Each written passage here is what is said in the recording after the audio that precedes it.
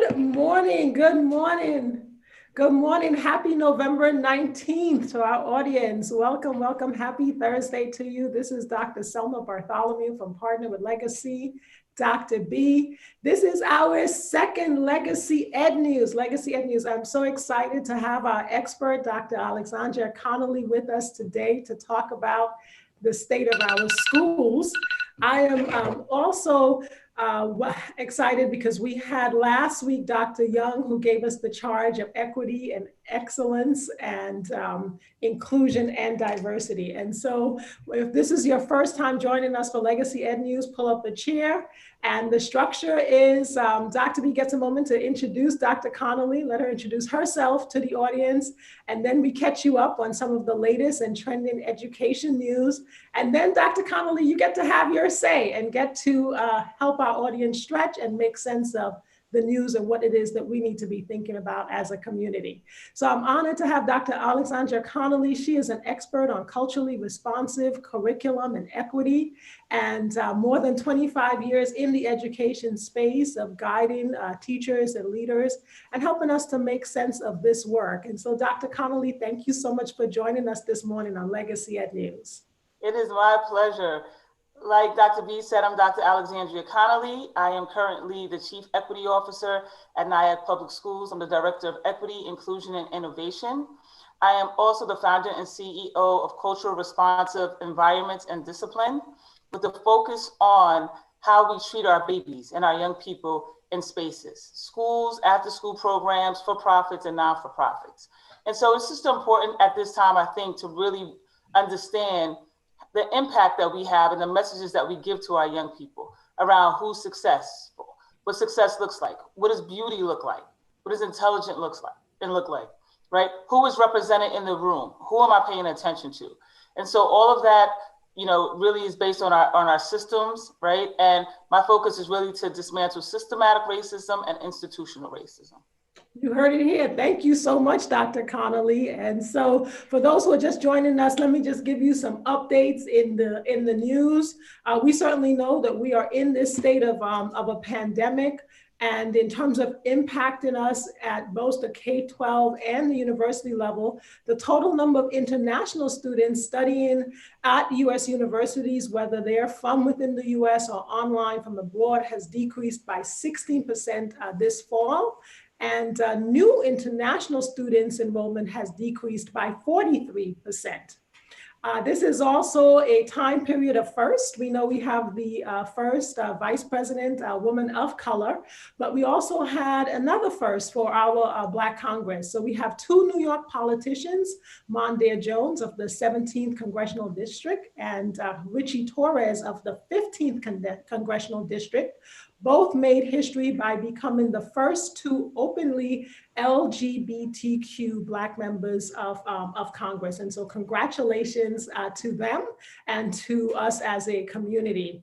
Another first that I'm excited about as well is our NASA astronaut, Commander Victor Glover, is making history as the first African-American NASA astronaut to live on the International Space Station. Commander Glover and 3 other astronauts left Earth on Sunday in a capsule called Resilience and will spend about 6 months aboard the space station. And the other big piece in the news today is New York City, right? 1.1 million children. Yesterday, the mayor's office and Dr. Carranza, the chancellor of New York City schools, decided to close in-person schools, and everyone went virtual. And they were met this morning with a petition from parents and from the coalition of homeless organizations and those working in the space, raising the question about our most vulnerable children, Dr. Connally. What about equity, and what do we do now for those children who do not have access? The chancellor responded that he was aware that over 40,000 children did not have iPads and did not have computers, and they're working to get them. And in the meantime, they will have packets. They will have packets. So this woke me up with a little bit of fire in my belly today. And so I knew we would be talking about this today. So Dr. Connally, I'm gonna pass it over to you. Let's talk. You tell us, have your say, get started. So I think representation matters. I work in NYAC, home of Mondaire Jones. He will be our congressman, and we're so excited to have him represent NYAC. I also wanted to celebrate my congressman. I live in Yonkers, Jamal Bowman, who will also be representing us. And in Yonkers on the front, we actually made history also. Yonkers has never had a Black female city judge, and this year we elected 2. So thank you to Karen Bess and Veroshenko. And so there's a lot of exciting things going on. But today I'm here to talk about equity and equity in schools. I have the pleasure of being the driving force of equity at the NYAC Public School Center. We have a strong board with a commitment to equity and a superintendent who stands with equity. And not just with equity, but we stand on the principles of undoing racism and anti-racist principles. And so if you go to our website, what you will see is we're not just moving toward just a culturally responsive environment, but one that really dismantles racism in our systems. And so it is my pleasure to be here with you today to talk a little bit about what we do at NYAC Public Schools. I think what I want to get to is I feel like there's all of these different definitions of equity and all of these different understandings of what culturally responsive curriculum and culturally responsive pedagogy is. So first, help our audience understand what is it that in your work and in the community of NYAC, how are you helping? What is it that you're defining as equity? And give us maybe one example of something that you may be doing to help your teachers and your students and your community make sense of it. Right. So equity is defined differently by different people. Barbara Majors from Undoing Racism often talks about racial literacy, right? And what words mean to different groups of people. Yes. So at NYAC, racial equity is making sure that every student is successful, no matter their social economic outcome, no matter their race, their ethnicity, where they live. Assemblyman Michael Blake always says someone's zip code should not determine their destiny. And so what we do at NYAC is we actually look at systems, right? So we examine our data. Who is entering RTI, being referred for RTI, who's being referred to special ed and 504, right? We have sent almost 40% of our staff members to Undoing Racism, which talks about dismantling systematic racism. 100% of our board, 100% of our district leadership, and 100% of our principals and school leadership have also attended Undoing Racism. Because the work starts not on the individual level, but at the systematic level and at the institutional level.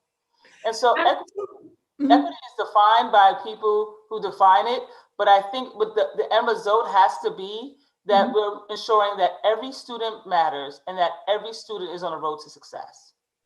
I'm so glad that you clarified that, because I do think that when we talk about equity, we think that it's a blanket solution, right? That if I'm just engaging with conversations around race, that everything will be okay.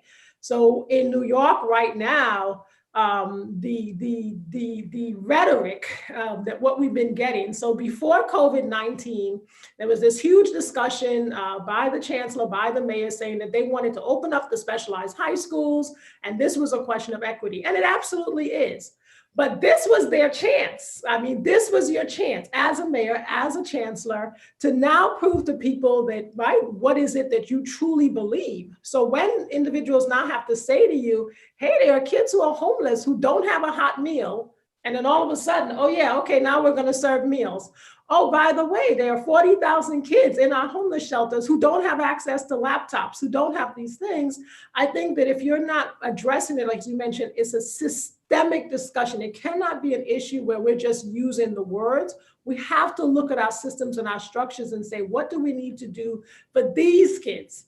And that, right, if it's our children who are homeless, oh, and our children who are in special needs need something different. And our children who are, who maybe need physical therapy, occupational therapy, they need something different. And so it's important to not just have a blanket, a blanket solution. How is it that you, what do you find by way of one of the challenges for getting to equity in your district, or even not even just in NYAC, but because I know that you work also nationally and have a broader understanding of it. And so tell us, what do you see as one of the challenges for getting to it? So racial literacy, right? I started by saying that Equity means different things to different people. Anti-racism means different things to different people, and even whole groups of people, right? And so the principle of undoing racism and the People's Institute talk about race in a systemic way, right? And what they also believe is that Black people cannot be racist, but they can have race bias. However, if you read Dr. Kendi's work, he clearly states that Black people also can be racist, right? And he even goes so far to talk about ethnic racism, racism between people who have slavery as their roots and people who have migrated in, right? Both of dark complexions, right? And so I think the biggest obstacle is racial language. What I love that we've done at NYAC is our superintendent, in conjunction with some of our consultants, have created a plan that strives for racial equity. And so that plan has 4 pillars: culturally responsive workforce, developing a culturally responsive workforce, culturally responsive teaching and learning, culturally responsive community engagement, and transformation and organizational transformation. And so the key points and the key parts of that is amazing, because each one of those topics have strategies that we're working on.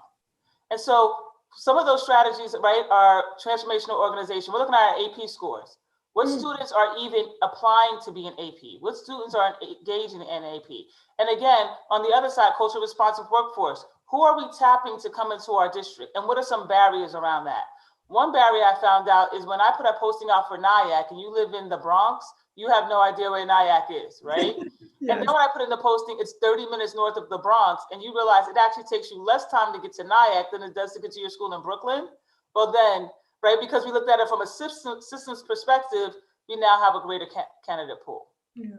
I think also, and I fully agree, for me, and as we work with our schools and with our leaders around equity and around culturally responsiveness, I think we also, when you mentioned racial, right, this term race, creates a lot of fear in individuals. And if you don't know how to talk about race, and if you don't know how to recognize the fact that, I think as educators, we come into the space because we love to teach. And we have to say, yes, bring your love of it, but let us help you now with the strategies that you need to become a successful teacher, to become a successful leader. And that, yes, those require you to examine yourself first and your ingrained beliefs about who you are, and your ingrained beliefs about the communities and the children that you're working with. And now then let's get to this question now about, right, the strategies in your classroom. And so oftentimes people are just pushing the language equity, pushing the language culturally responsiveness. And they just think, well, I just went and bought a book and I put a few Black faces in it and everything is going to be all right. And that's not equity, and that's not culturally responsiveness. Yes, we want our children reading and seeing themselves in their books. But if I'm a teacher and you gave me Octavia Butler, which is one of my sheroes and heroes as a writer, as a Black female science fiction writer, if you've never read her work and you don't understand her impact on the literary community and how to even engage in her work from the adult and from the teacher perspective, how can I possibly get you to embrace that work in your classroom and in your pedagogy? No, it just becomes part of a beautiful library. So I think we have to get to some of those fears. What do you think in terms of when you define culturally responsive curriculum in the context of COVID-19 right now, where, as I mentioned, in New York City, we have no more in-person learning. And now we have our students at home, parents trying to make sense of, right, how to help their children. They themselves are working from home, and also a lot of our parents are not working and dealing with that as well. So what would you like to see by way of a culturally responsive pedagogy in this now virtual or slash blended environment? One thing about culturally responsive education is really, we have to understand what culture we're relating to, right? And so when we go into our schools, we actually have to work with our communities and our families around engagement. And so we really need to not just know about the community, but also our engagement around cultural responsiveness. Yes. And so I think that's really important. I fully agree. And I'm not sure, I think in this blended environment, inequities became very clear. It became very clear the fact that there are some children, and I'll use my community, my neighborhood as an example. I have a neighbor next door. They've got two beautiful little girls, and they're in a charter school, and they are getting 6 hours, full day of instruction. I have another young man who lives on my block, and he usually helps me with chores and things, taking out the garbage. I texted him yesterday and I said, "Oh, you're going to come by after school, and don't forget, right, to help, take out the garbage cans." And he texted me back at 12:30. "I'll be there at 1." I replied, "No, you can't be at 1. You have school." He replied, Right. "Hey, Dr. B, no, I have 20 minutes of instruction today. That's it." High school, 11th grade, trying to get him to college and get him motivated about school, the inequities are real. And so when we think about this space around being culturally responsive, what do you think as parents that we need to now be more mindful of, and as guardians of our children? Is there something that we should be doing differently in this space? So I think the privilege of having school online is now you could be very engaged in your students' academics, right? And so when you would have to depend on your student to come home and tell you what happened in school, I would, you have to depend on your student, right? However, now you can engage your student and your teacher online. Okay, all right. So we're gonna come to a close, Dr. Connally.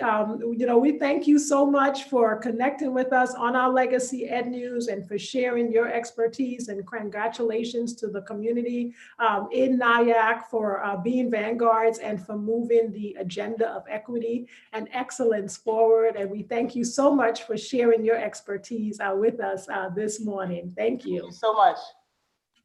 For those who are just watching, thank you so much for connecting with us on our Legacy Ed News. And we look forward to seeing you next week. And I'm inviting you also to participate in our Community Conversations with Leaders webinar today at 4 p.m. We are having a special session on criminal justice reform. I'm wishing you a great day. I'm wishing you a safe day, and please continue to stay safe, and a happy Thanksgiving and holiday season to you and to your family.